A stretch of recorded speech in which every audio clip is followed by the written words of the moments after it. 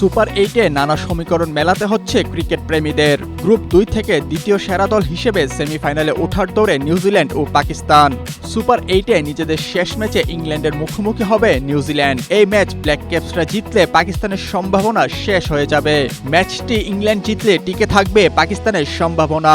ধরে নেওয়া যাক ইংল্যান্ড 180 করে নিউজিল্যান্ডকে 30 রানে হারালো। সেক্ষেত্রে শনিবার শ্রীলঙ্কা ম্যাচে পাকিস্তানের সমীকরণ হবে এমন: সালমান আগাদের দলীয় রান 180 ধরে লঙ্কানদের কমপক্ষে 40 রানে হারাতে হবে।